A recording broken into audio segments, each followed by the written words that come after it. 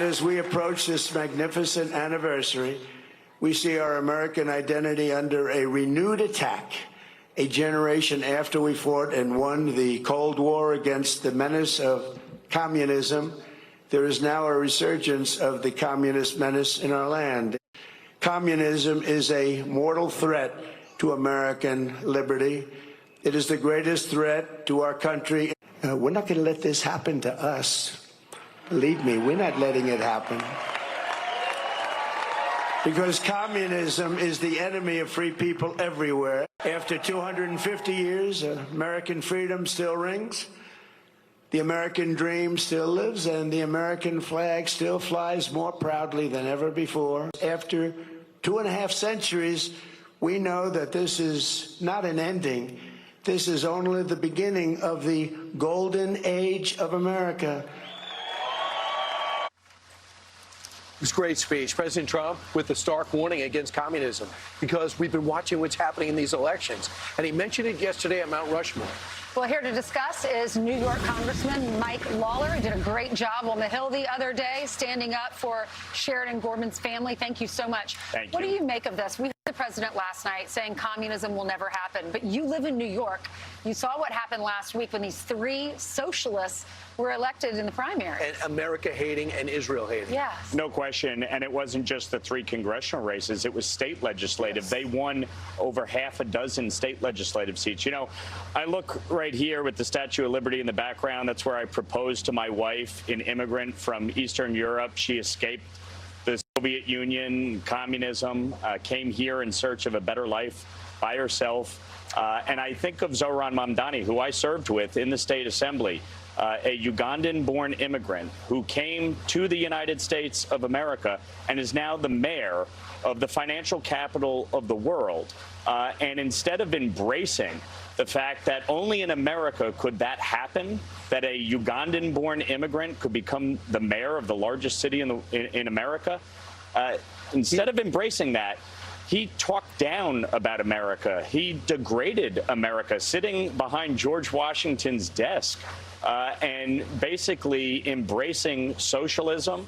And, you know, frankly, I think really desecrating America's 250th anniversary in a way that our founding fathers certainly would never have envisioned when engaging and embarking on this experiment of freedom and democracy. Can we just play some of the sound, Congressman, real quickly, of what he said? He talked about us being a contradiction. Here he is. As we mark 250 years, what do we see? We see a city of contradictions within a nation of contradictions. We see the wealthiest country in the history of the world, one where children go to sleep hungry, while the world's first trillionaire hungers for more.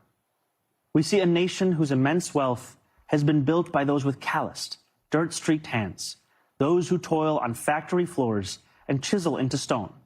And we see a nation that has allowed so much of that wealth to be held instead in the soft hands of a precious few. We're the most giving nation. What is he talking about? It's truly mind-boggling. America has done more to ensure freedom and opportunity and prosperity for everyone, not just here in our country, but around the world. When you think back to the Revolutionary War, to the Civil War, to World War II, and what American blood and treasure did to ensure freedom, it's truly mind-boggling to listen to that speech from the mayor of New York City, and especially 25 years after 9/11. You think of Rudy Giuliani at ground zero, America under attack.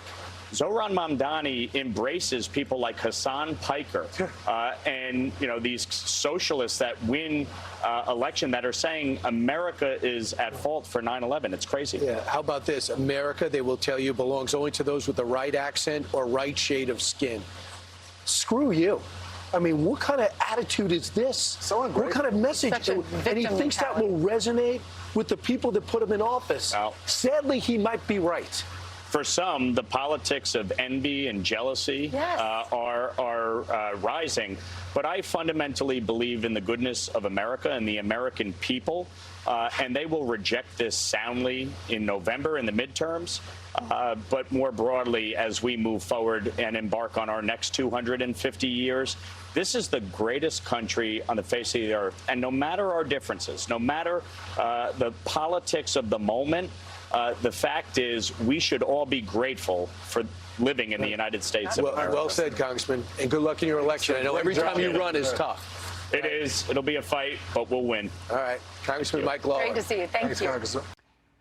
Be sure to like and subscribe for all the Fox News latest on YouTube and catch full shows streaming now on Fox One.